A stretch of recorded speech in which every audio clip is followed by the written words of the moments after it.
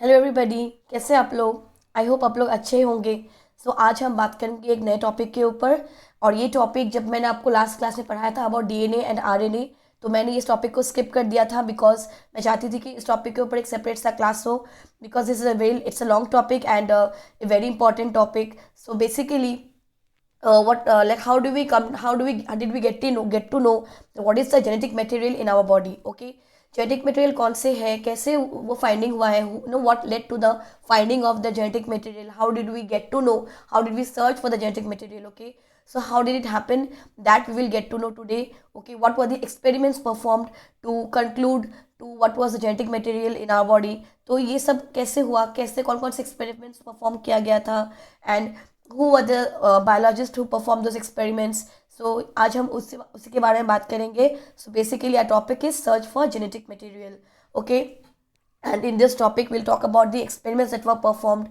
Especially आपने सुना होगा about Griffith, right? Griffith transformation experiment बहुत important, ये एक्सपेरिमेंट बहुत इंपॉर्टेंट है और ग्रिफिथ ने ये स्टार्ट किया था. तो ग्रिफिथ ने ट्रांसफॉर्मेशन एक्सपेरिमेंट दिया था. उसके बाद biochemical characterisation of transformation experiment हुआ था by McCarty, Avery and MacLeod. उसके बाद हर्शी एंड चेस एक्सपेरिमेंट हुआ था. ये 3 एक्सपेरिमेंट्स थे जिसके बाद हमें ये कंक्लूड हो गया था कि डीएनए इज जेनेटिक मटेरियल. आज हम उसी के बारे में बात करेंगे.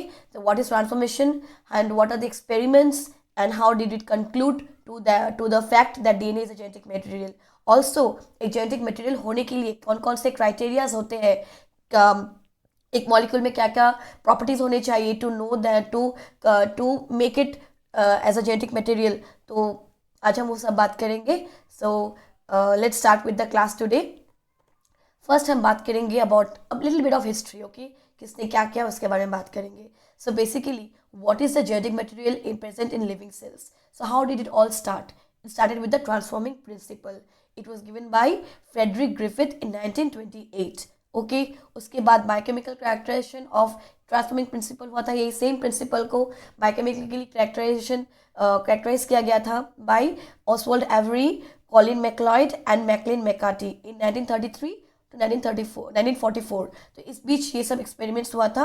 Okay, and at the end DNA is a genetic material. ये कंक्लूड कैसे हुआ था? By an experiment by Hershey and Chase. Okay, Alfred Hershey and Martha Chase in 1952. तो ये तीनों एक्सपेरिमेंट बहुत इंपॉर्टेंट है. आज हम बात करेंगे इन 3 एक्सपेरिमेंट के बारे में and the criterias also. Okay, so first we'll talk about transforming experiment. So this experiment was performed by Frederick Griffith. Okay, so what did he do? He took living cells. Okay, उन्होंने living cells लिया था. किसका लिया था? Streptococcus pneumonia का. Okay, he took living cells of Streptococcus pneumonia. उन्होंने क्या किया था? 2 टाइप के स्ट्रेन्स था. एक था एस सेल्स और एक था आर सेल्स. एस सेल्स वो सेल्स जिनकी स्मूथ स्ट्रक्चर था. ओके, स्मूथ सेल्स भी कह सकते हैं. और आर सेल्स है रफ सेल, जिसका रफ कोटिंग था. ओके, सो क्यों था ये rough? Because of the surface coating जो था उसके बेसिस पे ये एस सेल्स और आर सेल्स, एक का स्मूथ था एक का रफ था, but they were both living cells of Streptococcus pneumoniae. Okay, तो ये हुआ था. अब ग्रिफिथ ने क्या किया? उन्होंने ये लिविंग सेल्स लिया. जो लिविंग एस सेल्स था वो पैथोजेनिक था या फिर वो विरुलेंट था, और जो लिविंग आर सेल्स था वो था आपका नॉन विरुलेंट या फिर नॉन पैथोजेनिक. तो उन्होंने माइस लिया. ठीक है, उन्होंने इस एक्सपेरिमेंट को 4 पार्ट्स में डिवाइड किया. 4 केसेस लिया उन्होंने. In the first case, what did he do? He injected living S cells into the mice.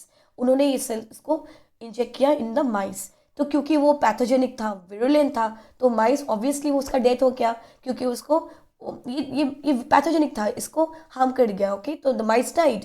In second, he has taken living R cells. तो living R cells are non-pathogenic. Therefore, when he injected this into the mice did not die. Okay, the mice lived, it survived. ठीक है, mouse healthy था. Third experiment में उन्होंने क्या किया? जब देखा कि अरे एस सेल्स से तो माइस मर गया, उन्होंने इसको हीट किल किया. ठीक है, हीट किल करने से क्या हुआ कि जो एस सेल्स का जो पैथोजेनिक फैक्टर था वो नॉन पैथोजेनिक हो गया. ठीक है, तो जब उन्होंने इसको इंजेक्ट किया इनटू द माइस, क्या देखा कि अरे माउस लिव्ड, माउस हेल्दी था. तब उन्होंने लास्ट में उन्होंने क्या किया?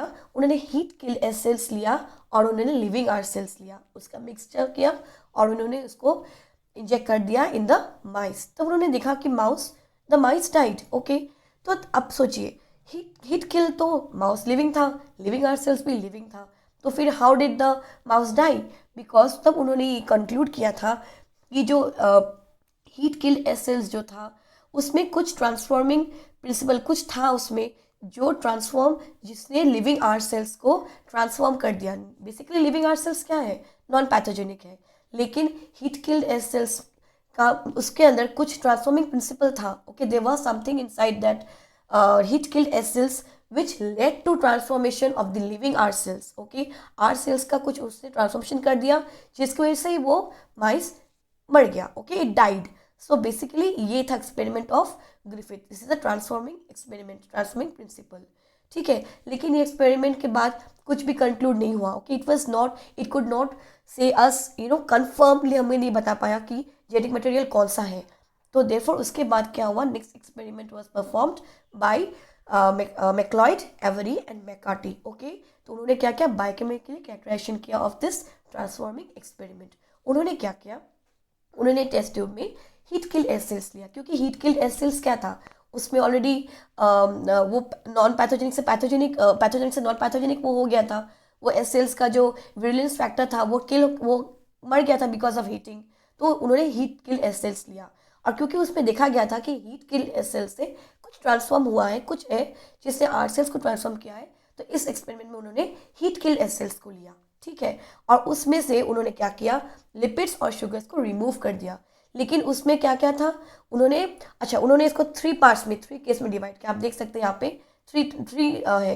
एक में उन्होंने प्रोटीनेज ऐड किया था, एक में उन्होंने आरएनएस ऐड किया, और एक में उन्होंने डीएनएस ऐड किया। तो बेसिकली प्रोटीनेज क्या करता है, प्रोटीन को किल करता है। आरएनएस क्या करता है, आरएनए को किल करता है। और डीएनएस क्या करता है, डीएनए को किल करता है। Okay, so after that when this was, इसको अलग से लेके इसमें आर्ट सेल्स ऐड किया गया। तो आर्ट सेल्स जब ऐड किया गया तो देखा गया कि पहले केस में देखा गया कि एस सेल्स अपीयर होते हैं, सेकेंड में देखा गया उसमें भी एस सेल्स अपीयर होते हैं, लेकिन थर्ड में क्या देखा कि एस सेल्स नहीं है। अब आप सोचिए, पहले में क्या था, उन्होंने प्रोटीनेज ऐड किया था जिससे वैसे प्रोटीन मर गया था, लेकिन उसमें आरएनए और डीएनए था। ओके, सेकेंड में देखिए उन्होंने आरएनएस को ऐड किया था। ठीक है, तो आरएनए मर गया, लेकिन डीएनए और आपका प्रोटीन था उसमें। थर्ड में देखिए डीएनएस ऐड किया, डीएनएस ऐड करने से ऐसे क्या हुआ, डीएनए मर गया, लेकिन उसमें क्या था, आरएनए और प्रोटीन्स था, और इसमें सेल्स भी नहीं अपेयर हुआ। मतलब क्या हुआ कि डीएनए ही वो जेनेटिक मटेरियल है, डीएनए ही वो मटेरियल है जिसकी वजह से ट्रांसफॉर्मेशन हुआ था। क्यों, क्योंकि देखिए अगर डीएनए नहीं है तो एस सेल्स डेथ हो गया, बाकी में दोनों में डीएनए था। ठीक है, एक में आरएनए नहीं होने से भी आपका ये क्या बोलते हैं, एस सेल्स अपीयर होते हैं, प्रोटीन नहीं होने से भी अपीयर होते हैं, लेकिन डीएनए अगर नहीं हुआ तो एस सेल्स अपीयर नहीं होंगे। ठीक है, तो उन्होंने इससे थोड़ा सा कंक्लूड किया था कि maybe DNA is the reason because of which transformation was occurring. Okay, तो एस सेल्स का डीएनए शायद पहले वाले एक्सपेरिमेंट में वो प्रेजेंट था, जिसके वजह से वो आर्ट सेल्स को ट्रांसफॉर्म कर दिया था। तो अब इसके बाद हर्शी एंड चेज एक्सपेरिमेंट उन्होंने एक परफॉर्म किया, जिसकी वजह से it concluded okay that DNA is the genetic material, it confirmed it. तो क्या होता है एक्सपेरिमेंट, लेट्स सी कि क्या हो रहा है इस एक्सपेरिमेंट में। तो उन्होंने यहाँ पे T2 बैक्टीरिया फेज को लेके काम किया था। तो बेसिकली बैक्टीरिया फेज यहाँ पे देख सकते हैं, ये बेसिकली एक वायरस है। ठीक है, यहाँ पे आप देख सकते हैं, यहाँ पे क्या ऊपर में देखिए फेज डीएनए है। ओके, और ये प्रोटीन कोट है। तो उन्होंने ये यूज़ किया था, उन्होंने पहले क्या किया, इसको रेडियो एक्टिव के साथ लेबल कर दिया था। तो पहले केस में यहाँ पे भी उन्होंने 2 केस लिया। पहले में क्या किया, उन्होंने प्रोटीन को लेबल किया विथ S32, और सेकेंड केस में क्या किया, उन्होंने डीएनए को लेबल किया विथ S35 में था, पहले वाले में था S35, सेकेंड वाले में था P32। ओके, ऐसे सल्फर पीस फॉस्फोरस, तो S35 के साथ उन्होंने प्रोटीन को कोट किया, और सेकेंड में क्या किया था, उन्होंने डीएनए को कोट किया विथ P32। ओके, उसके बाद क्या किया, उन्होंने इस बैक्टीरिया फेज को उन्होंने बैक्टीरिया को इन्फेक्ट करवाया विद दिस बैक्टीरियोफेज। तो जब बैक्टीरिया को इन्फेक्ट करवाया तो क्या हुआ, पहले दोनों केस में देखिए जो डीएनए है वो रिलीज हो जा रहा है बैक्टीरिया के अंदर में। ठीक है, जो बैक्टीरियोफेज है वो डीएनए को रिलीज कर दे रहा है सेल के अंदर में, that is it is infecting the bacteria. ठीक है, उसके बाद क्या हो रहा है, ब्लेंडिंग हो रहा है। ब्लेंडिंग मतलब यहाँ पे जो क्या होता है, ये जो बैक्टीरिया है okay it is using the genetic material. Okay, यहाँ पे बैक्टीरिया के पास क्या कर रहा है, वो इसको जेनेटिक मटेरियल को यूज़ कर रहा है। Okay, it's blending, okay it's using it for replication. यहाँ पे क्या हो रहा है, फिर इसके बाद सेंट्रीफ्यूगेशन हो रहा है। सेंट्रीफ्यूगेशन होने के बाद क्या होता है, आप देख सकते हैं यहाँ पे पहले केस में देखिए कि जो सुपरनेटेंट में यहाँ पे क्या मिला है, जो हमारा जो प्रोटीन जो था जो लेबल किया गया था वो मतलब जो लेबलिंग था बेसिकली जो रेडियोएक्टिव लेबल था वो सुपरनेटेंट में मिला है, ठीक है। और यहाँ पे क्या था, जो लेबल्ड किया हुआ था प्रोटीन वो पेलेट में मिला है, ठीक है। तो यहाँ पे सॉरी यहाँ पे क्या था, हाँ जो सेकंड इसमें क्या था, इसमें डीएनए जो लेबल किया था वो पेलेट में मिला है। और फर्स्ट वाले में क्या है, यहाँ पे क्या होता है, यहाँ पे उन्होंने सुपरनेट में मिला है। तो बेसिकली हम जब डीएनए जब एक्सट्रैक्ट करते हैं हम पेलेट से एक्सट्रैक्ट करते हैं, ठीक है। तो यहाँ पे ये कंफर्म था क्योंकि हमें डीएनए मिला है और प्रोटीन वाला नहीं मिला हमें यहाँ पे, तो ये कंफर्म था। यहाँ पे लेबलिंग का कुछ हमें नहीं मिला है और यहाँ पे हमें लेबल्ड मिला है, मतलब हमें डीएनए मिला है। तो बेसिकली ये एक्सपेरिमेंट ने कंफर्म किया कि DNA is a genetic material which was resulting in transformation. Okay, DNA was responsible for transformation. मतलब DNA is the genetic material that is helping in transformation, that is carrying the information for transformation. ठीक है, तो ये था experiment by Hershey and Chase. अब हम बात करेंगे criteria for a molecule to act as genetic material. तो एक मॉलिक्यूल जेनेटिक मटेरियल की तरह कब एक्ट कर सकता है, उसके लिए भी कुछ क्राइटेरियाज होते हैं। First criteria is that the molecule should be able to replicate itself, वो अपना रेप्लिका जनरेट करना पड़ेगा उसको, कि it should have that ability to generate its replica. Second is that it should be stable chemically and structurally, उसको structure wise और chemically उसके जो कॉन्स्टिट्यूएंट्स है वो सब कुछ स्टेबल होना पड़ेगा। थर्ड है उसका कि it should allow for evolution. Okay, क्या मतलब, इसमें स्लोली चेंजेस होने चाहिए, फास्ट चेंजेस नहीं, स्लोली चेंजेस मतलब mutation. It should have some scope, little scope उसमें होना चाहिए कि it should apply for, it should be allowed, like it should allow for mutation to occur, ठीक है। क्यों, क्योंकि अगर म्यूटेशन होगा तो ही एवोल्यूशन होगा, राइट। म्यूटेशन से ही एवोल्यूशन होता है, लेकिन रैपिड चेंजेस नहीं, slow changes. Okay, slow mutation होना चाहिए। Last is that it should be able to express itself as an Mendelian character. क्यों, क्योंकि मेंडेलियन, मैंने अपने प्रीवियस क्लास में आपको ऑलरेडी एक्सप्लेन किया था about mendelism principle, Mendel's laws. तो डीएनए बेसिकली क्या करता है उसमें, it is helping in the transformation of genetic information, right.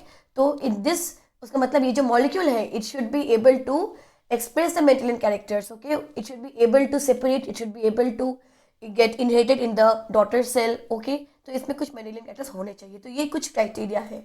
तो अब हम बात करेंगे प्रॉपर्टीज ऑफ जेनेटिक मटेरियल। तो क्योंकि हमने देखा कि डीएनए और आरएनए दोनों both can act as genetic material. RNA has been observed as a genetic material in some viruses like tobacco mosaic virus, ठीक है, एग्जांपल है ये टीएमवी। तो अब हम देखेंगे कि डीएनए और आरएनए में प्रॉपर्टीज क्या है। Okay, why is DNA a predominant genetic material. RNA भी होता है लेकिन DNA is why it is a predominant, यही ज़्यादा मोस्टली यही क्यों होता है जेनेटिक मटेरियल, क्योंकि डीएनए जो है वो केमिकली लेस रिएक्टिव है और स्ट्रक्चरली भी वो मोर स्टेबल है देन आरएनए। आरएनए में क्या होता है, 2OH ग्रुप होता है, ठीक है। हर एक न्यूक्लियोटाइड, उसका न्यूक्लियोटाइड जो होता है मैंने ऑलरेडी आपको बताया है about nucleotide in my DNA and RNA class, please refer to my previous class for that.